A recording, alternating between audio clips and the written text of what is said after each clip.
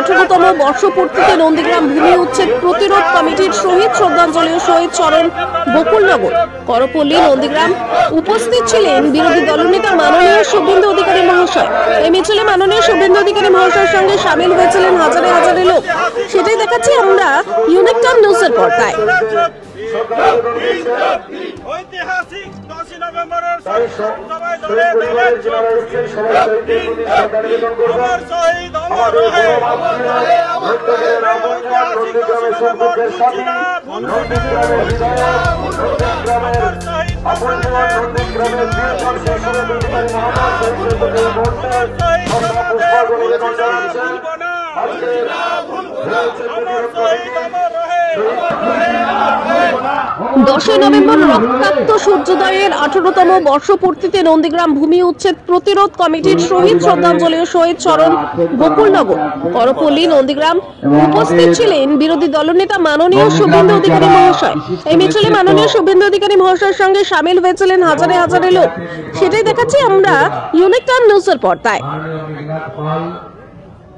মাননীয় অশোক করণ, মাননীয় সাহেব দাস, মাননীয় স্বদেশ দাস অধিকারী, মাননীয় দেবাশিস দাস, পঞ্চায়েত সমিতির সভাপতি মাননীয় শ্যামল সাহু এবং আমাদের বকুলনগরের প্রধান দীনবন্ধু ভাই, উপপ্রধান বোন, সোনাচূড়া গ্রাম পঞ্চায়েতের প্রধান, কালীচরণপুর গ্রাম পঞ্চায়েতের প্রধান এবং আমাদের যারা বিভিন্ন স্তরের নেতৃত্ব আছেন, বটকৃষ্ণ, শ্যামাপদ, জয়দেব এবং আরো যারা আছেন, তারা প্রত্যেকে এখানে আসুন।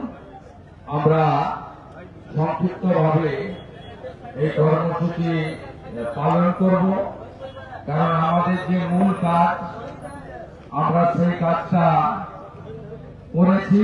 অর্থাৎ আমরা বকুলনগর পেট্রোল পাম্পের সামনে জমায়েত হয়ে প্রায় সহস্রাধিক মানুষ কালো পতাকা নিয়ে রক্তাক্ত সূর্যোদয়ের 10 নভেম্বর স্মরণ করে আমরা এখানে সমবেত হয়েছিলাম এবং যে করপল্লীতে তৎকালীন বকুলনগর গ্রাম পঞ্চায়েত এবং বিশেষভাবে তৎকালীন যারা নেতৃত্ব ছিলেন স্বদেশ দাস অধিকারী, অশোক করণদের নেতৃত্বে এখানে করপল্লীতে যে স্থায়ী শহীদ বেদি তৈরি হয়েছিল সেখানে আমরা পুষ্পার্ঘ দিয়ে নিবেদন করেছি আমাদের অন্তরের শ্রদ্ধা।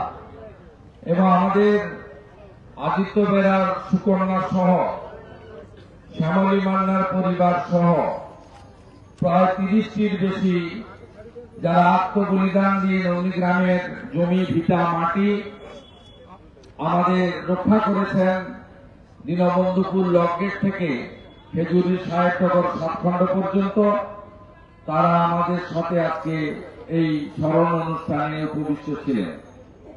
আমাদের যেহেতু 10টার মধ্যে কর্মসূচি শেষ করতে হবে, সকালবেলা শীতের বেলা, শীত পড়েছে সকালের দিকে, তাই আমরা সম্পূর্ণভাবে একটি সুশৃঙ্খলা, আমাদের ডিসিপ্লিন নাগরিক হিসেবে, শৃঙ্খলা পরায়ণ নাগরিক হিসেবে আমাদের দায়িত্ব যাতে আমরা যেমন শহীদ বেদিকে মাল্যার্পণ